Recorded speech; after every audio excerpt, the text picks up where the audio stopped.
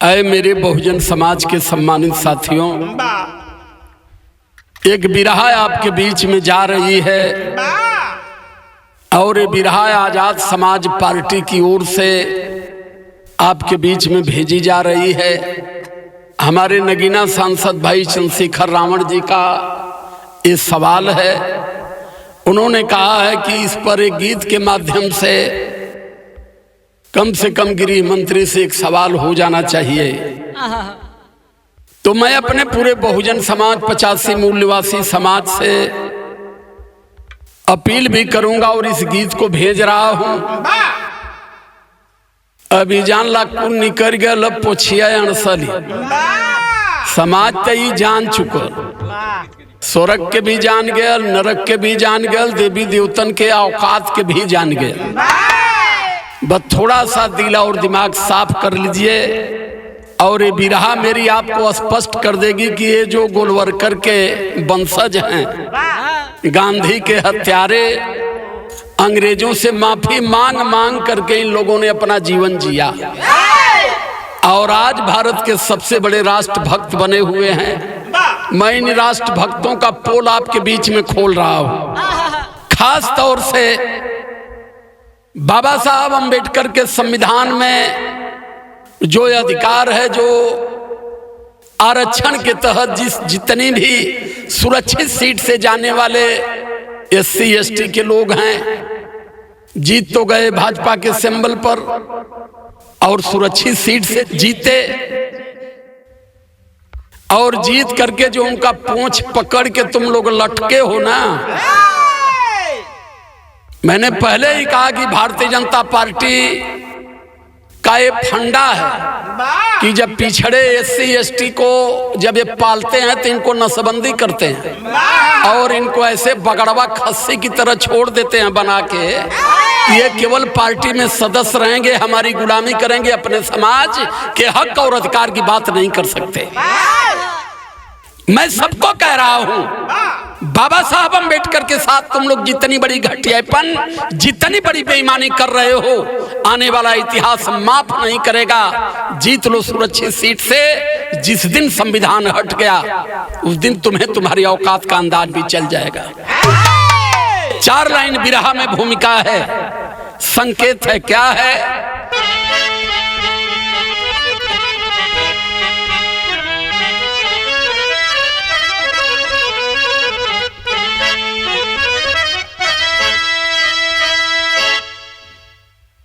लगभग 153 से लेकर 200 एससी एसटी के सांसद हैं। हैसियत नहीं उनकी हो पाई कि आकर के फर्जी आदमी बाबा साहब अंबेडकर को फैशन का शब्द दे दिया और तुम लोग बैठे रह गए। बाबा साहब अंबेडकर के सम्मान में बोलने की हैसियत सदन के अंदर नहीं बना पाए। अब भारत के बहुजन समाज को तुम लोग अपनी जागीर समझने का प्रयास जो कर रहे हो छोड़ दो। क्या है? 4 लाइन भूमिका है बेटा।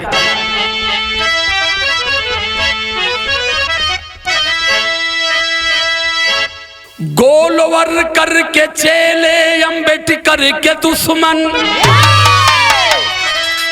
नफरत है इनके डीएनए के अंदर।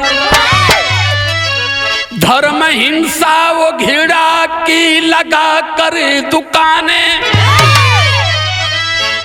कष्ट बहुजन को देते हैं बनकर सिकंदर। ईर्ष्या की ज्वाला वतन में जला कर, स्वप्न हिंदू राष्ट्र का है जिगर भी छिपा।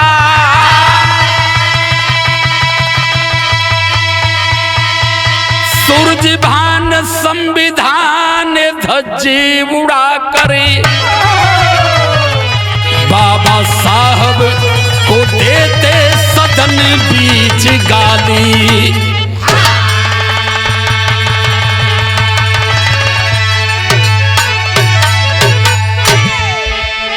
आज भारत की पार्लियामेंट और उस पार्लियामेंट के कुर्सी पर बैठने वाले जितनी सांसद हैं, जितनी मंत्री हैं, वो सब बाबा साहब अंबेडकर की कमाई घूट रहे हैं। इनके बाप ने कुछ नहीं दिया, लेकिन बैठते सदन की कुर्सी पर और बात करते हैं देवी देवताओं का, ढोंग पाखंड का, स्वर्ग नरक का। जहां भारतीय संविधान खड़ा हो गया, जहां बाबा साहब अंबेडकर की विचारधारा आ गई, वहीं देवी देवता, धर्म, मजहब, ढोंग पाखंड, ढी काली खत्म। इस चीज को जानो, तब सदन की गरिमा बरकरार रहेगी। ता ए सौरभ यही जन एक ठे धुन रे बाबू, कैसे हो?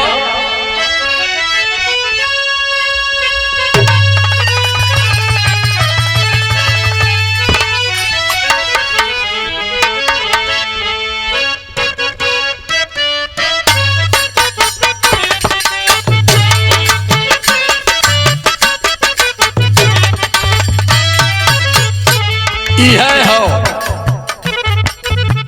कौनों से कौनों का पटती रह,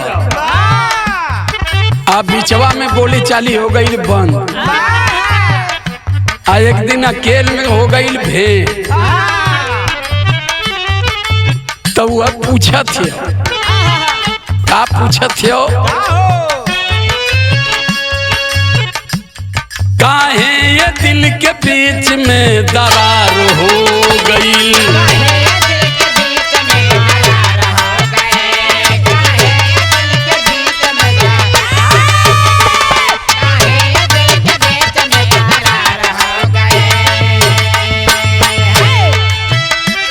काहे ये दिल के बीच में दरार हो गई,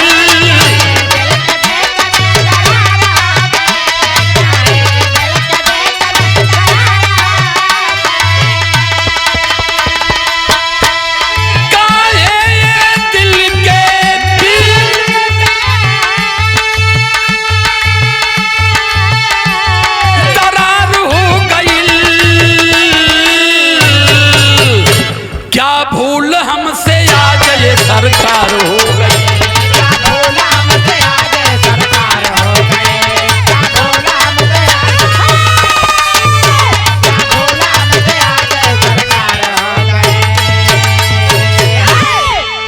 ए साहु जी सुना आई तुम लोगन का बोलाला, बोल के अर्थ का समझावल चाहत हवा, एक ही अभी समाज पहले में समझ जाती है।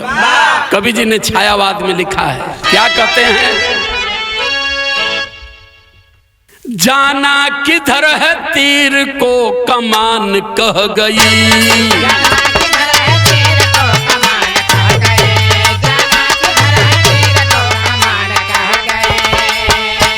जाना किधर है तीर को कमान कह गई,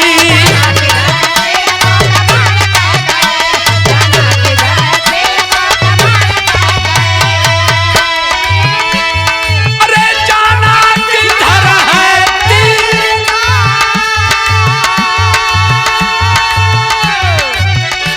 अरे कमान कह गई, दिलवर के दिल की बात को जबान कह गई,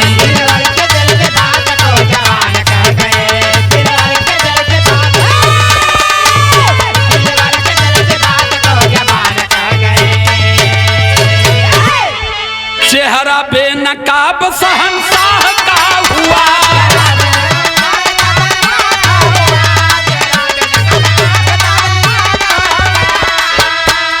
बाबा साहब अंबेडकर की कमाई खाने वाले अपनी विचारधारा को रख दिए। अरे मैं तो कह रहा हूं कि तुम कह रहे हो कि अंबेडकर को फैशन बना दिए।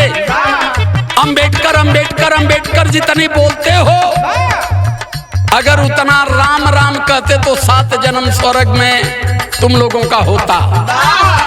तो श्रीमान जी आप इस नरक में क्यों भोग रहे हैं? अगर आपके यहाँ स्वर्ग कहीं और है तो छोड़ दीजिए कुर्सी, अगर असल बाप के पैदा हो तो जा करके स्वर्ग में स्थान ले लो। ये भरमाने का प्रयास कर रहे हो कि देश अंबेडकरवादियों से विमुख हो जा लोग अंबेडकर से अपनी विचारधारा को हटा करके और इस देश में राम राम करें। अब राम राम 100 ग्राम वाला काम खत्म। अब बहुजन समाज सब जान गए बदे कि ये भारत हिंदू राष्ट्र नहीं है, ये भारत है और बाबा साहब अंबेडकर का भारत है और बाबा साहब अंबेडकर का भारत रहेगा, ये भी बता दे रहा हूं।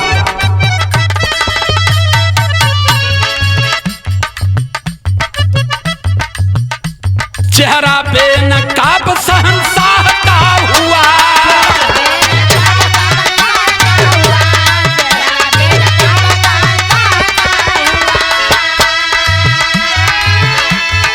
अरे चेहरा ये बेनकाब,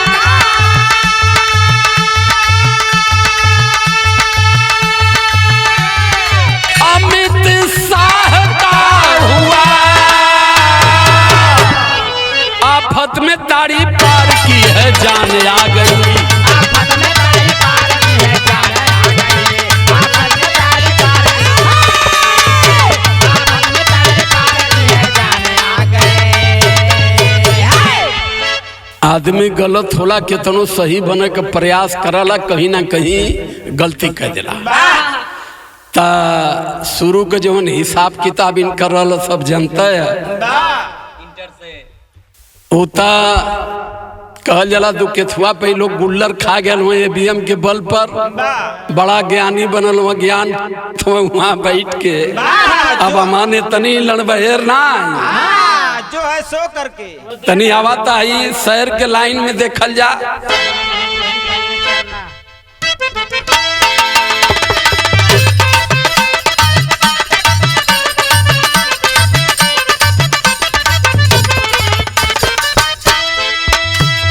एक लड़ाई इस देश में शुरू हुई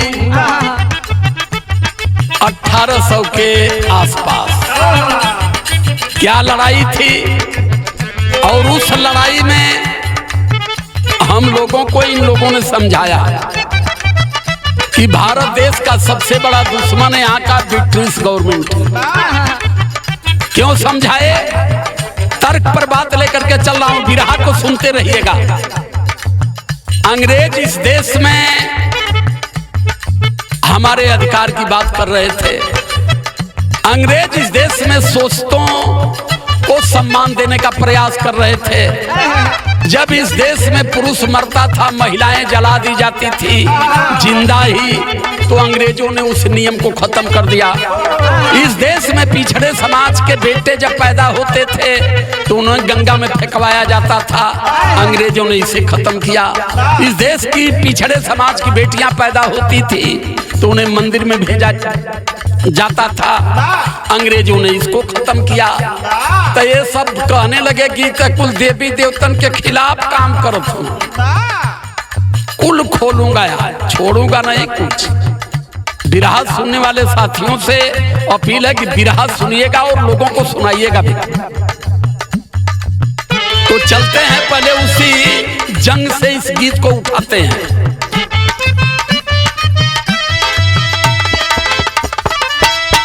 छोड़ो अंग्रेजों भारत सब लोग बौखलाए हैं, छोड़ो अंग्रेजों भारत सब लोग बौखलाए हैं, फांसी पे झूल गए गोली हंटर खाए हैं।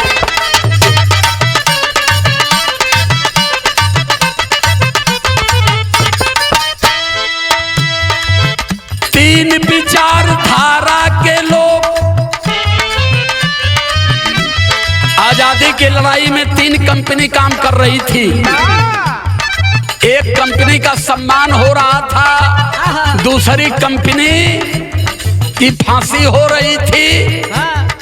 जो भगत सिंह, अशफाकुल्लाह, खुद्दीराम बोस, इन लोगों की फांसी हो रही थी और गांधी जी की जो कंपनी थी उनका सम्मान भी हो रहा था। और उसमें तीसरी कंपनी किसकी थी? बाबा साहब अंबेडकर की, जो लगातार उस समय अपमान झेल रहे थे। ये लड़ाई पर ध्यान दीजिएगा। ई माड़ी वाला कुर्ता पहन के उजरका मोजा पहन के टांग चढ़ा के बैठ जात हो महंगी गाड़ी में, सोचत हो कि हमान से बढ़िया केहू ना देश के चुतिया बनावा करते। समझावत है सबके, सुनाया सिक्खा लोगन। तीन विचारधारा के लोग आगे आए हैं, अपने एजेंडा को पुरजोर वो चलाए हैं।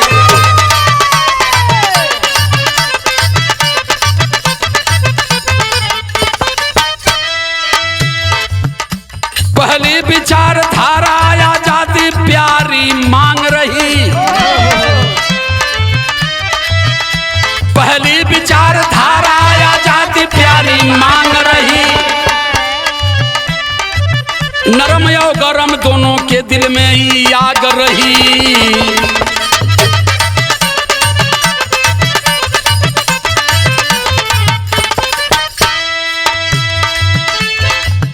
दूसरी विचारधारा के बाबा साहब पैरोकार रहे। तीसरी विचारधारा की पैरवी बाबा साहब अम्बेडकर कर रहे थे कि भारत में जो अंग्रेजों ने गुलाम बनाया, यहाँ के सामंतियों को बनाए हैं, और सामंती हेल के सामंती इस देश में बहुजन के सोचतों को बनाए हैं। हमारे पास न जमीन थी, न जायदाद था, न पढ़ने का अधिकार था, न बोलने का अधिकार था, जूठा खाना था, गंदा पहनना था। ये सारी व्यवस्था से हम जूझ रहे थे, यानी हम गुलामों के गुलाम थे। अंग्रेज ने सामंतियों को गुलाम बनाया, हमें अधिकार देने का प्रयास किया। और बाबा साहब अम्बेडकर चाहते थे कि जब देश आजाद हो तो भारत में समानता हो और बराबरी का सम्मान हो, बराबरी का अधिकार मिले। तो इसलिए लाइन कह रही है। दूसरी विचारधारा के बाबा साहब पैरोकार रहे। बहुजन समाज खातिर मांगते अधिकार रहे।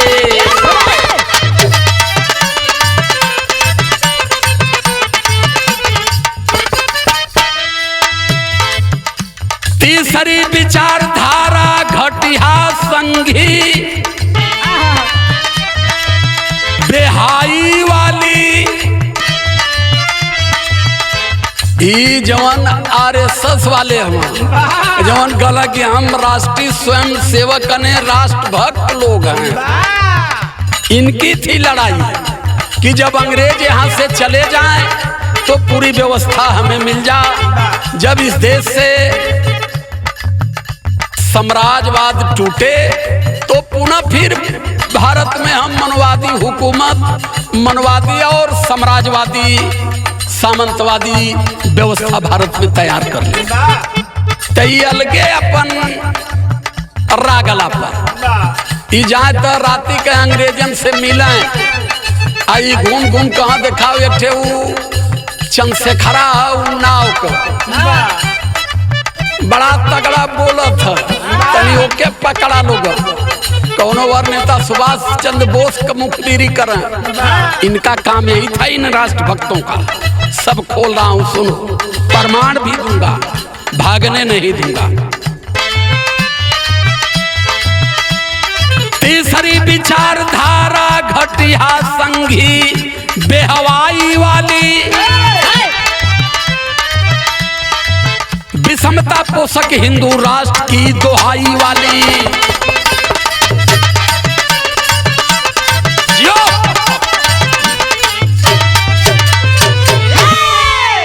तीसरी बीमारी इन सबों की थी, ये अंग्रेजों से मिल के काम करते थे और हमारे समाज को बर्बाद कर रहे थे। हमारे क्रांतिकारियों की मुखबिरी करके ये फांसी पर भी चढ़वा रहे थे, उनके खिलाफ गवाही भी दे रहे थे और उनकी जितनी गुप्त स्थान था उसका भी ये पर्दाफाश कर रहे थे। क्योंकि कुल कहला कि अंग्रेजन का दलाली कैल जाई तई कुल जाए लगी तो बड़का लेडुआ हमाने के दे दिया, फोर फोर खायल जाई, पानी पियल जाई। मिलल आजादी तनी एक ठे धुन बदलले सौरभ तनी आवा बहुत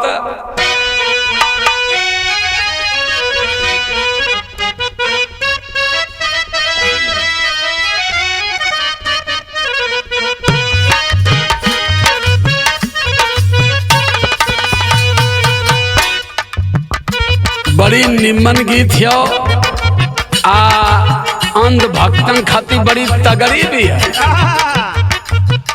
यहाँ ससुर समझे में ना आज ले हमरे बैठल कितना माई कितनी दादा है। यहाँ गंगा माई, धरती माई, अग्नि माई, ये कुल माई है। छठी माई के तो छोड़ा, पहले गंगा माई, धरती माई, अग्नि माई के सुना। गंगा माई के जो माई माना वाला खूब पूजा पाठ करके नाय लेके गंगा के बीचों बीच जाया वही में नाय डूबावा आ देखी तो गंगा माई तो के कैसे बहरी आवे दही के नटोलवा छाप दिए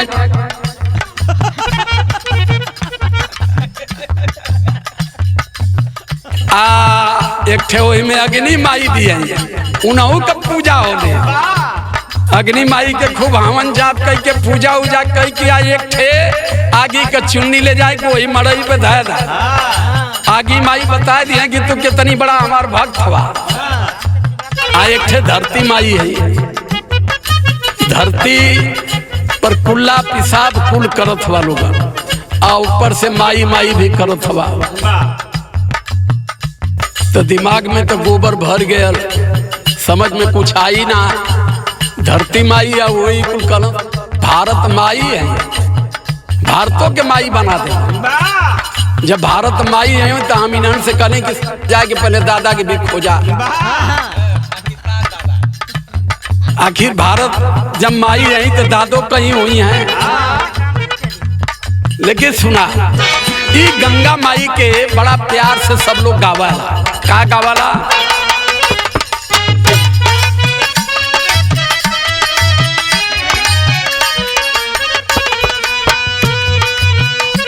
तो के चढ़ाई बाए मैया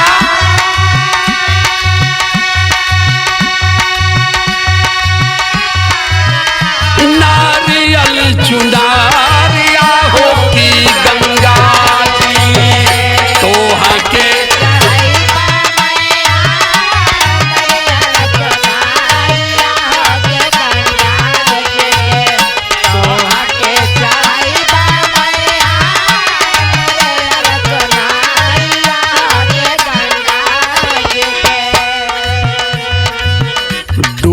मरल हमारो में हारिया हो की गंगा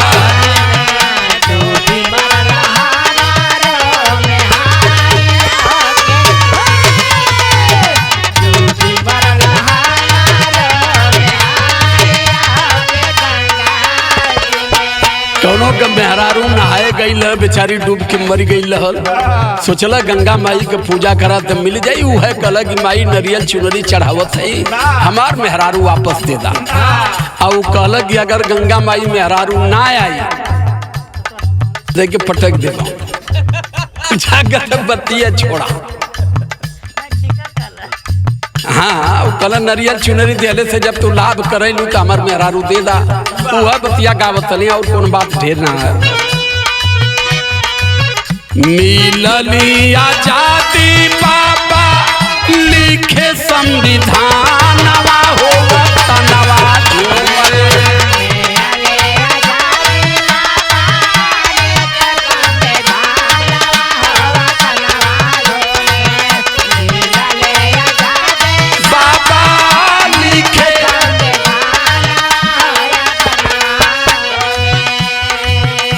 खुशिया में खिलेला सुमानवा हो तनवा झूमल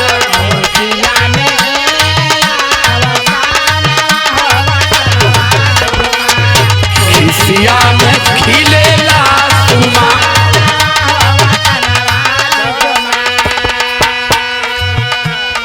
अंग्रेज जाने लगे, उन्होंने गारंटी मांग लिया कि हमें गारंटी दो।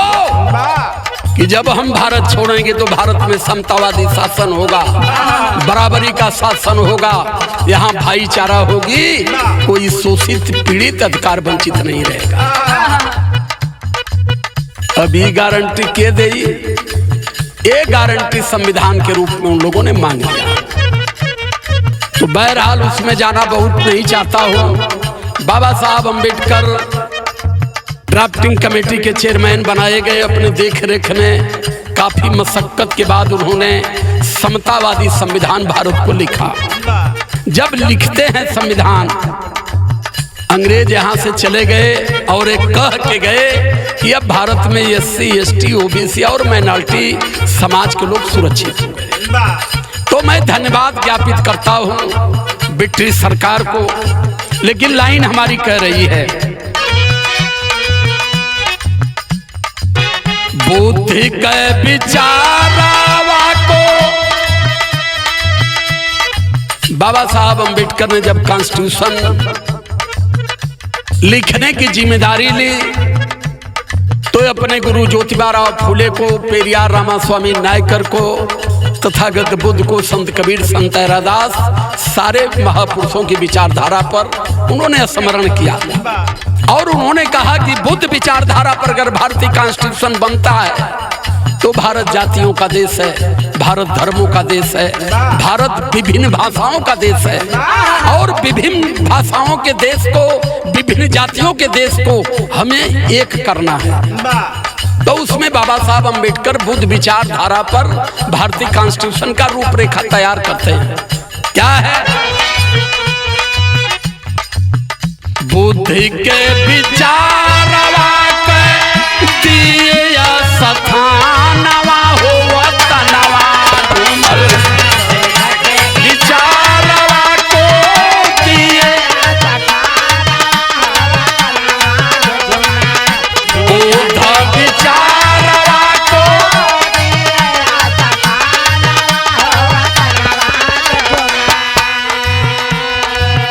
झंडा बीचे चक्र के निशानवा हो,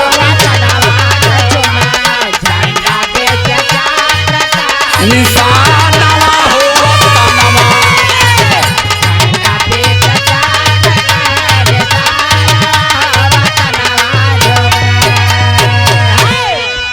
उन्होंने धम्म चक्र को लाया कि भारत के राष्ट्रीय ध्वज पर धम्म चक्र रहेगा।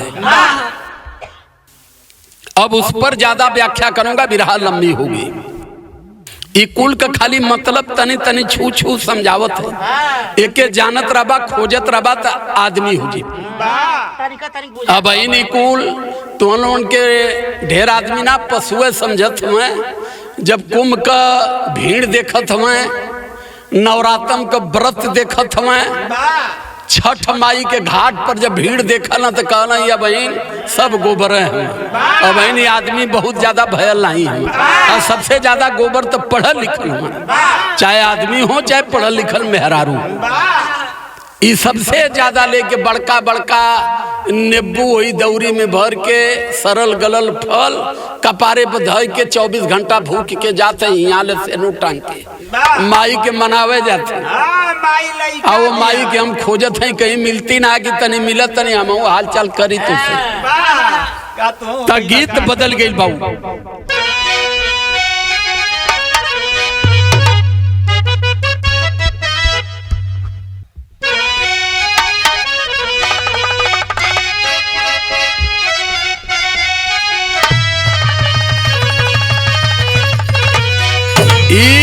कौनो मेहरारू कहत रहो, ओकर मरद पटना में रहे। कह लौड़ू के पुते यार घटना घटे जाती है, आ सुना ना सुनबा तो हमार जिम्मेदारी ना। का कहलस? अरे गोरी रे चुनारिया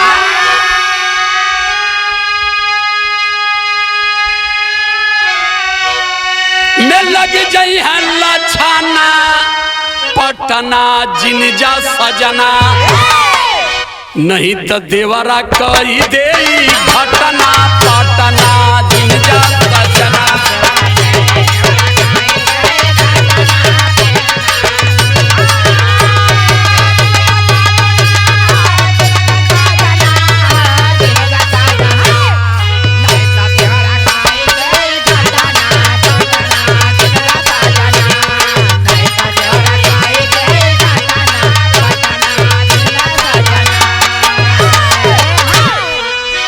पहली बार इन लोगों ने 1949 में संविधान की प्रति जलाकर इन्होंने विरोध किया कि इस समतावादी संविधान को हम नहीं मानते।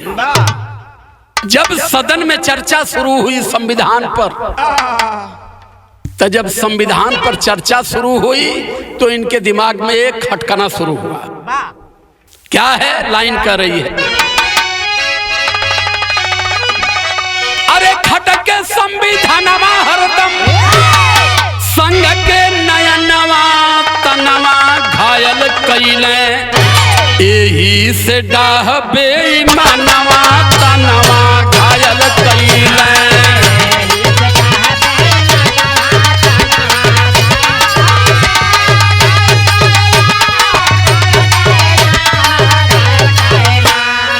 एही से डाह बेईमानवा तनवा घायल कइले।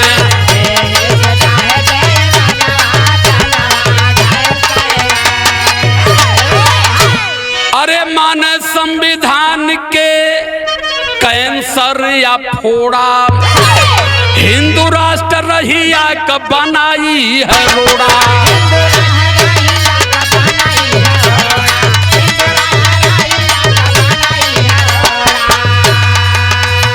अरे रात दिन बदले वाला करेले पलानवा तनवा घायल कइले, एही से डाह बेईमानवा तनवा घायल कइले।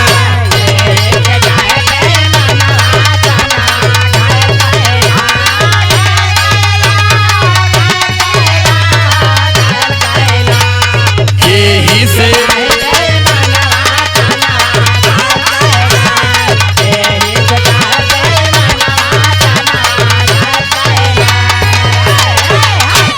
मोदी जी कहते हैं कि मैं पिछड़े समाज का हूं। अच्छा ये भैया पिछड़का तनी सुना का हो? अरे मोदी और शाह जी का संगी विचार हो, यही बात भीम जी से नफरत हजार हो।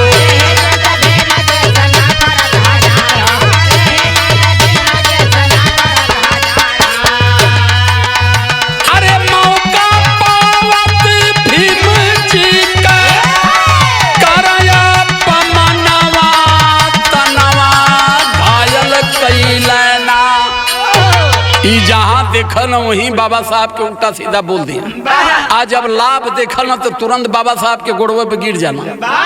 मोदी जी कह रहे थे, भाई बहना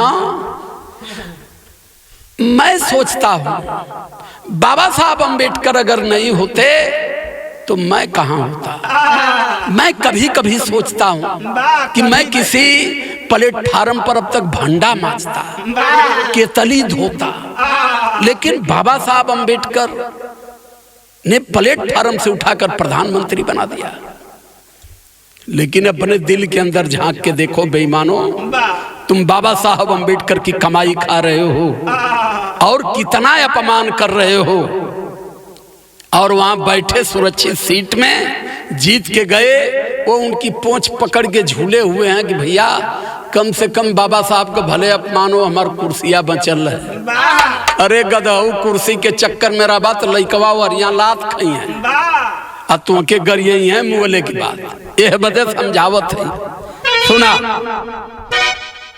अब यहाँ बिरहा में विदेशिया का लाइन है।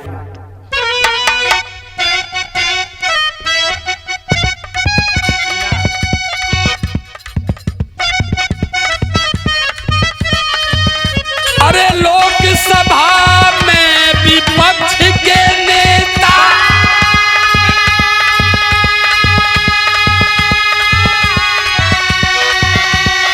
खड़गे जी बतलाए हैं, 1949 को संगी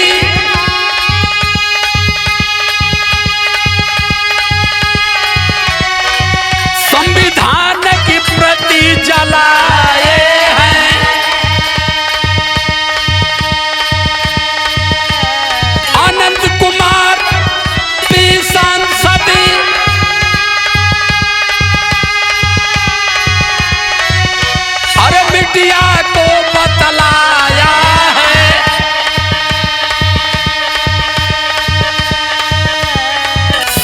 संविधान बदलने के लिए हम सत्ता में आए हैं। इन्हीं का सांसद आनंद कुमार कहा कि हम तो सत्ता में संविधान बदलने आए हैं। अरे तुम संविधान क्या बदलोगे, चल बाबू आओ विदेशिया में।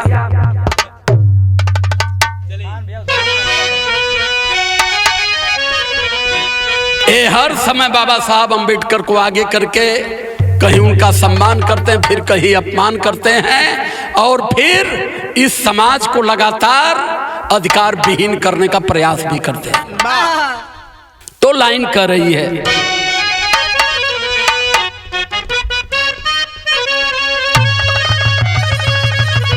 अरे बन के बहरूपिया भारत सभा में घूमे हो, अरे सपना हजारी देखवल ये मोदी जी।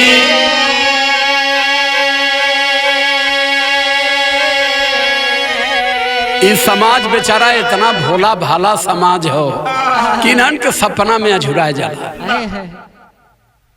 आगे पहले ये नहीं कहा कि मैं 3 बार का मुख्यमंत्री रहा गुजरात का, सीधे आके बोला कि हम तो मित्रों चाय बेचने वाले थे, हम गरीबी जानते हैं, तो इसलिए हर गरीब की जनधन योजना में खाता खुलवाएंगे, 400 लाख करोड़ विदेश से लाएंगे, 15-15 लाख सबके खाता में डलवाएंगे, हर साल 2 करोड़ नौकरी दिलवाएंगे।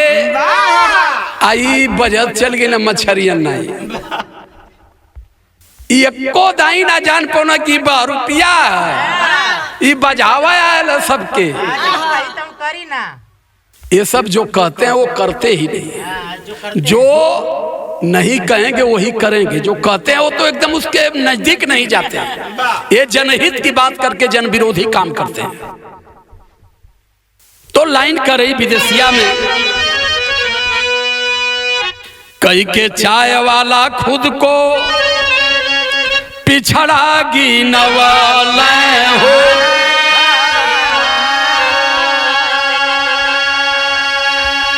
अरे पिछड़ों की गणना रोकवा वाला ये मोदी।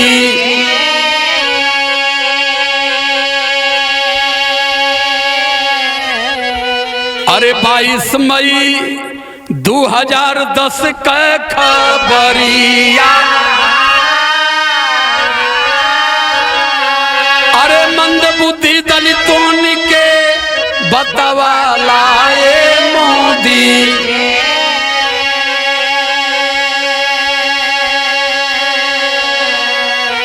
बाईस मई 2010 का इनका बयान है कि मंद बुद्धि वाले हैं, जिधर घुमाओगे वहीं घूम जाओगे। लेकिन ये मन बुद्धि वाले अब अमित शाह के खबर लेते हैं, देखा कितना मंद बुद्धि वाले हैं। अरे 1967 में लागल भीम के मूर्तिया हो, अरे संसद के गेट से हटवाला हो मोदी।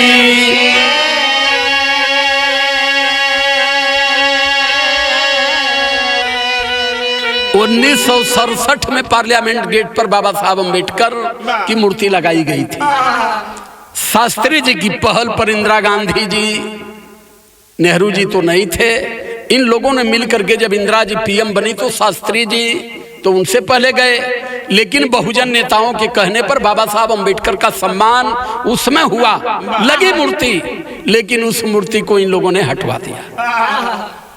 हमारे ही समझ में ना आया था कि बाबा साहब के मूर्तियां या फोटुआ से ही कुल इतना डेरात हुआ। अब चला बाबू, धुन बदल गई।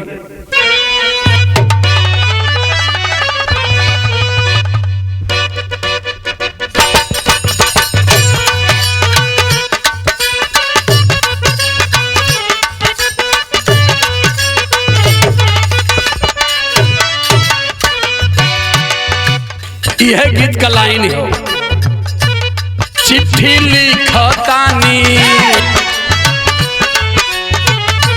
कोनो दुल्हन चिट्ठी लिखत हो आ तरपासत है मन से दू के कि पगर लौनु चिट्ठी मत के तार समझिया वह लिखत हो। का लिखत हो?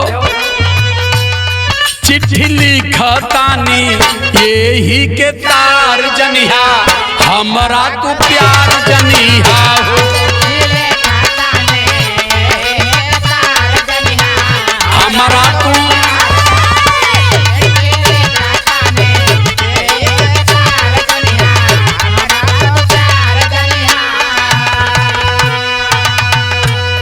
अब दिखाई ना उनके खजुहट काहे पकड़ ले, कब से पकड़ ले बतावत है। पिछड़े 24 में मोदी 400 पार भइले, जरी के अंगार भइले हो, जरी के अंगार भइले हो।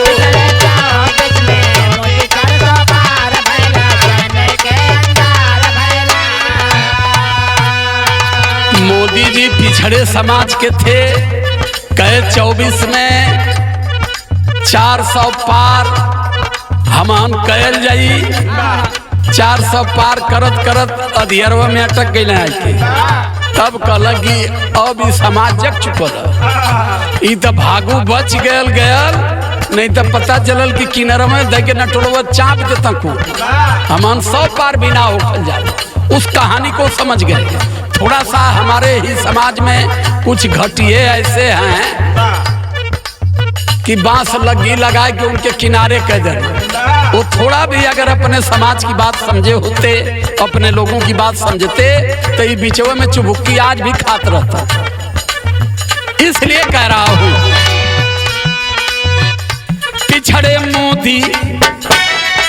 मोदी देखा 400 पार भइले, जरी के अंगार भइले हो,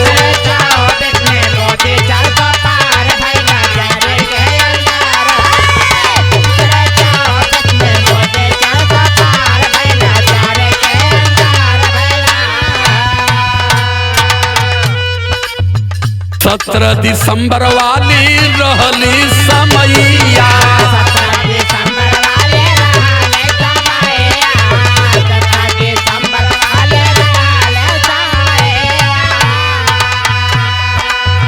करत विपक्षी रहल भीम के बढ़ैया,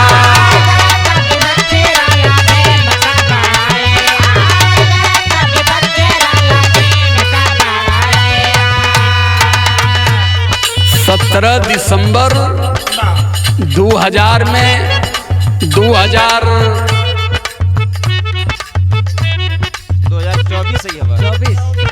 17 दिसंबर 2024 को संविधान पर चर्चा हो रही थी। विपक्ष के जितनी नेता थे बाबा साहब अम्बेडकर का सम्मान कर रहे थे, उनके बारे में चर्चा कर रहे थे। चर्चा करने वालों में हमारे भाई चंद्रशेखर रावण थे, परम आदरणीय अखिलेश यादव जी थे, तमाम विपक्ष के नेता थे कि बाबा साहब अम्बेडकर की देन है कि आज सभी लोग हम लोग सम्मान का जीवन जी रहे हैं, हम लोग सदन में बैठे हैं।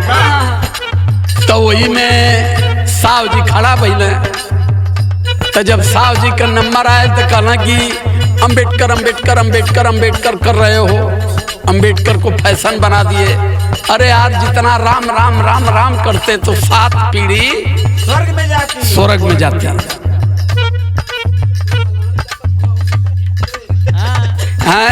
तब तो के मालूम हमान तो स्वर्ग ना जाना था। जब तो के मालूम है कि स्वर्गे राम राम कैले स्वर्गे जाई तो गृह मंत्रालय छोड़ दो, जाके स्वर्ग में आनंद लो। बाबा साहब अम्बेडकर की कमाई खा रहे हो और सदन में बकचोदी कर रहे हो, शर्म आनी चाहिए। तुम जैसे पढ़े लिखे साव, तुमको किसने कहा तुम लोग तो बड़े बेईमान हो जी। खाली साव साव करके डांडी मार मार के डांडी मार मार के मारे की जनता को भी तबाह किया, देश को भी तबाह कर रहे हो। 17 दिसंबर वाली रहली समैया,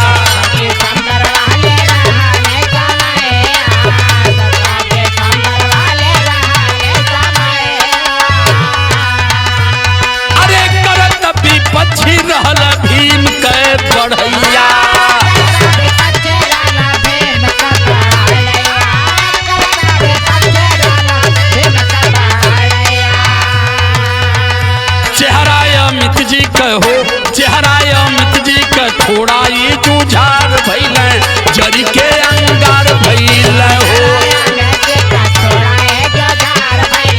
जरी के अंगार भइल हो।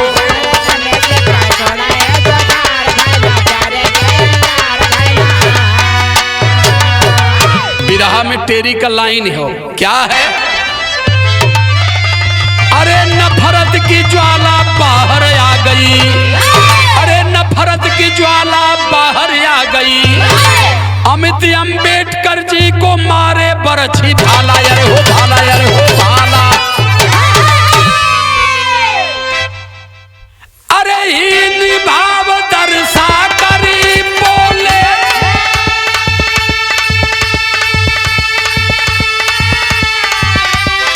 अपना हाथ उठाई जी, अम्बेडकर अम्बेडकर कहना फैशन लिए बनाई, इतना डर भगवान को जपते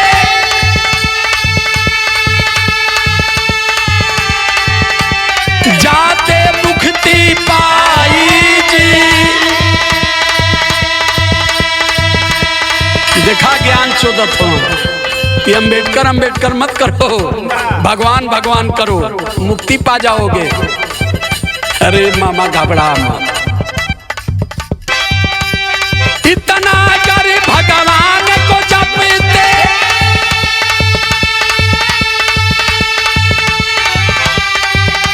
अरे जाते मुक्ति पाई जी।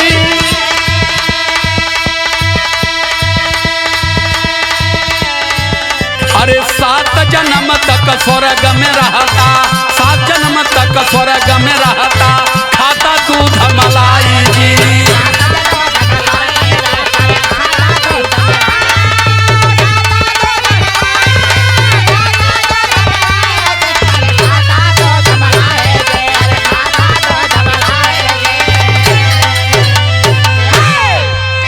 कल कि इतना राम राम करता तो 7 जन्म स्वर्ग में रहता, दूध मलाई मिला, कलिया मछली दारू वालन कल के व्यवस्था आ दोनों ने अम्बेडकर अम्बेडकर कह के कुछ में ना बहलवा। नहीं पास हो जाए इनकर अमित शाह का चाचा दादा उदा वहां से बतियावल करल स्वर्गवे से, चाबियों भी चाबी ताला वहाँ का मलिकाना वहाँ भी सत्ता ननिया का। अरे पापट का लाइन है भैया सुना,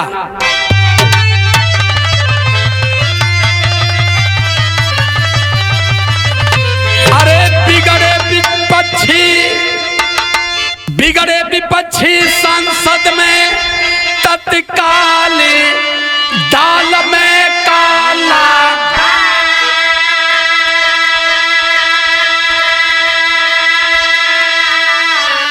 अरे बिगड़े विपक्षी संसद में तत्काल दाल में काला बा, अब पूरे देश में होने लगा बवाल दाल में काला बा।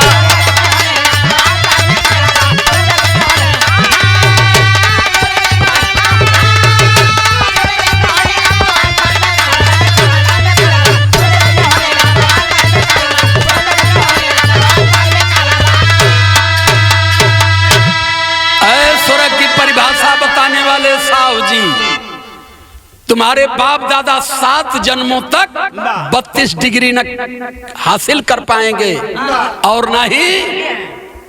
नहीं किए न किए होंगे। उस 32 डिग्री धारक महामानव महापुरुष को कह रहे हो कि अम्बेडकर का नाम फैशन बना दिया गया। सुनो, 32 डिग्री धारी बाबा लिखल संविधान,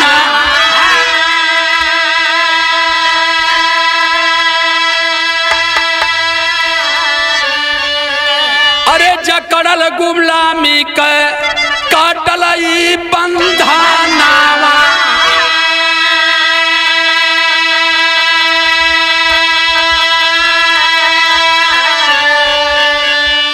अरे बिगड़ी बहुजन की सब गए संभाल दाल में काला बा, देवी देवता काटे केवल मान दाल में काला बा।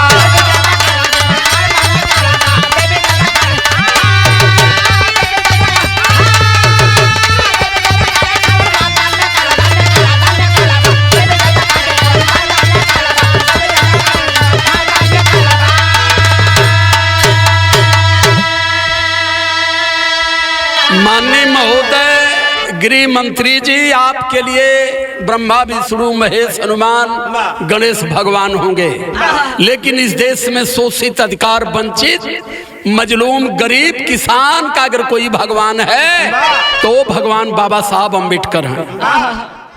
इसलिए कह रहा हूं कि अपने भगवानों को संभाले। तुम्हारे भगवानों का जो रिकॉर्ड है केवल मंदिर में मूर्ति में बैठ करके माल पेलते हैं और कभी कुछ करने वाले नहीं है।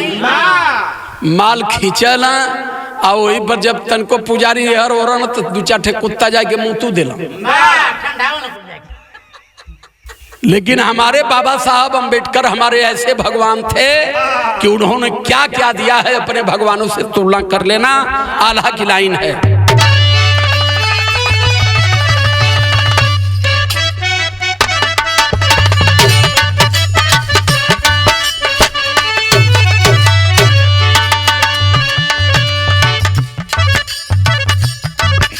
आल्हा की लाइन में कहना है क्या है,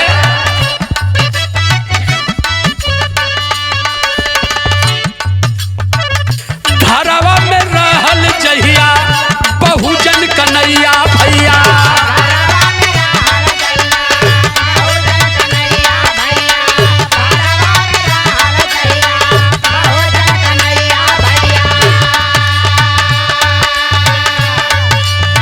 सुन नाही अइले भैया सुना भगवा, पार कर अइले नाही सुना भगा,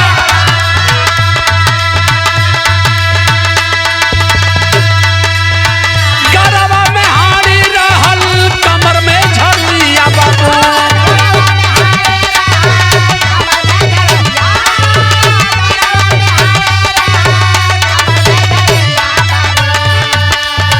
चलत रहली माई बहिन अस्तन उघा,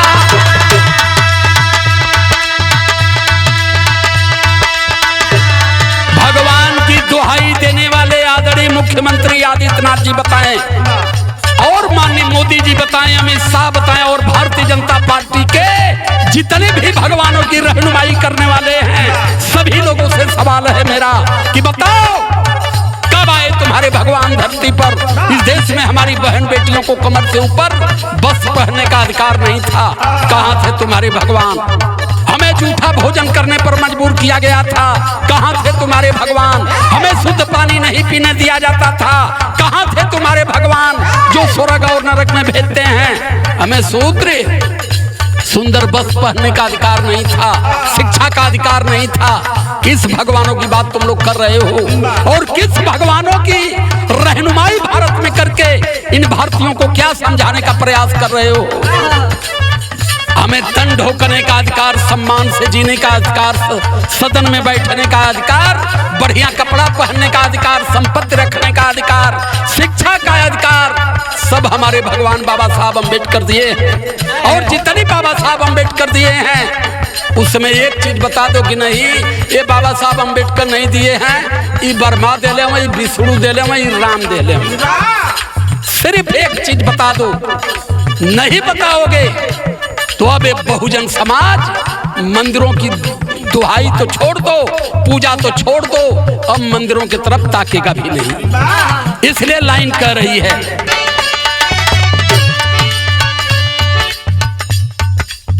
लागू रहा देशवा में मनु का कानूनवा बाबू,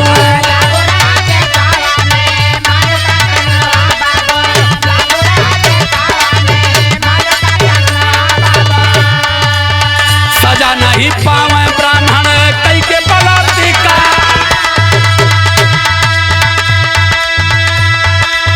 हो गया अपमान रहल जाति के कारणवा भैया,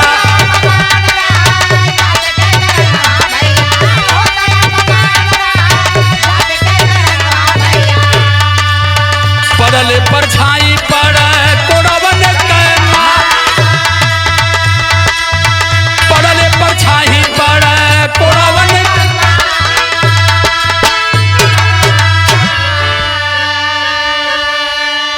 आपके मनु महाराज के संविधान में जब मनु से देश चल रहा था, मनुस्मृति से देश चल रहा था, तब ब्राह्मण बलात्कार करे तो के भगवान बना दिया जाए। इस चीज को जानो। तनी आवा बाबू सदर में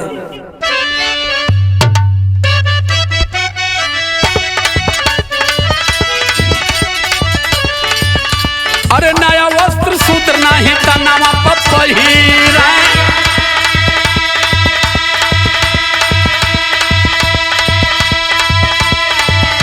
अरे जूठाया न मिलत रह कर के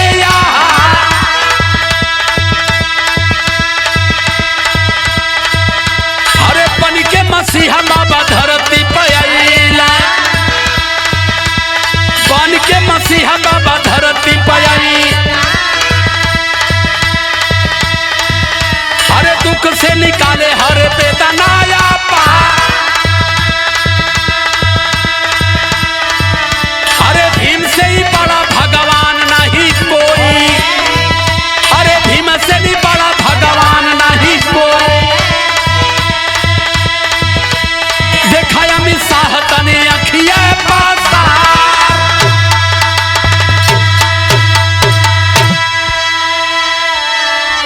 आपका बेटा पीसीआई का चेयरमैन है तो बाबा साहब की देन है। आप गृह मंत्री बने हो तो बाबा साहब की देन है। गृह मंत्रालय बाबा साहब के संविधान से खड़ा है। कम से कम श्रीमान जी और कहले केहू कुछ कहले हो तो चल। अब तू तो मलो घींचत हुआ बुराइयों करत हुआ, ये ठीक नहीं लग रहा है। समाज को अब इतना मूर्ख मत समझिए। आखिरी लाइन है,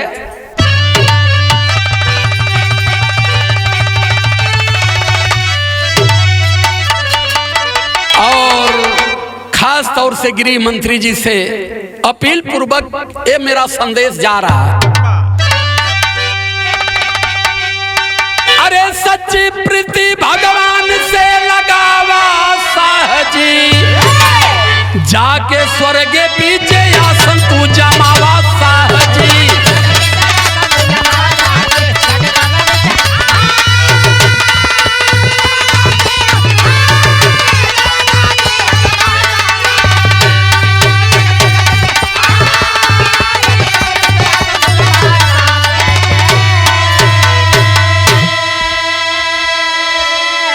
श्रीमान जी हाथ जोड़ करके अपील करता हूं कि आप अपने कुटुंब परिवार को लेकर के स्वर्ग के लिए तत्काल रवाना हो जाएं, और हम बाबा साहब अंबेडकर के स्वर्ग में रहेंगे।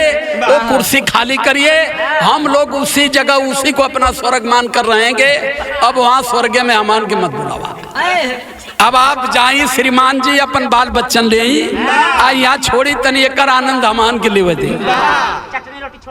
हाँ जा वही जन सकल चीज मेवा मिलाई मिठाई हो अपन खात रहा है, आराम से कुछ करोगे ना पड़ी। अरे लेके कुटुंब कमीला अपन सारा परिवार हो, छोड़ा राजनीति करा भगवान से प्यार हो।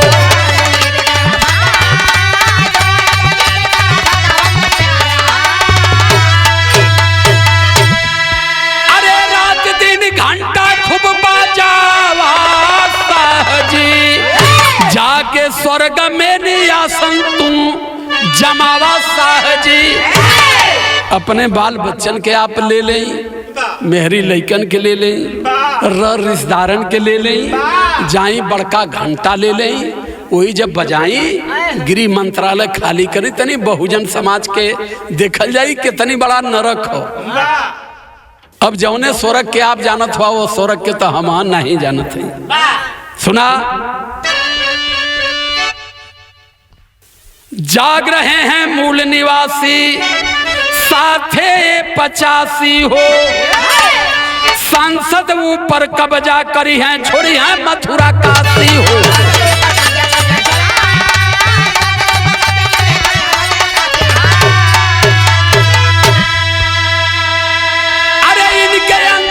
ज्यादा जिन बनावा अब ये हमार समाज काशी मथुरा अयोध्या से पेट भर गया। अब हमार समाज तनी थोड़ी पढ़ी लिखी आ जाई पार्लियामेंट के अगल बगल बैठी। अभी जान गई है कि मथुरा में, काशी में, अयोध्या में, हरिद्वार में, गया में का है। इतनी तो हमार समाज जान चुकल हो। तो आप लोग ना जानत हुआ तो अब आप लोग जाओ वहां मुक्ति ला। हमन के मुक्ति की जरूरत नहीं। SC ST OBC के कुछ चमचे मंत्री भइले हो। बाबा का अपमान हुआ पर तनिक भूल ना पवले हो।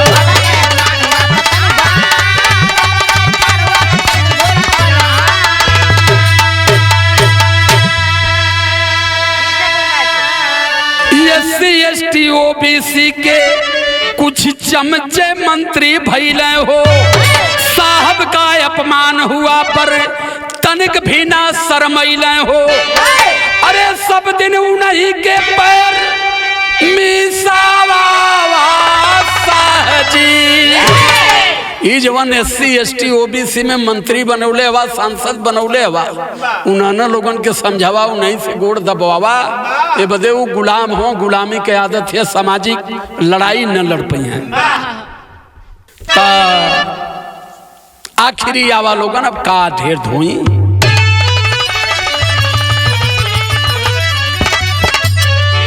अरे बुद्ध फूले ललई साहू जय हो कांसी।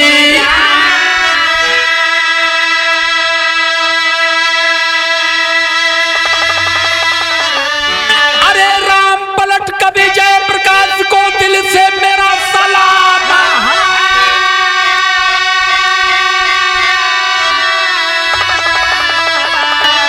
अरे नफरत की ज्वाला बाहर आ गई, नफरत की ज्वाला बाहर आ गई। राजकुमार सूरज भान का बिरहा बड़ा निराला। नफरत का ज्वाला बाहर आ गई।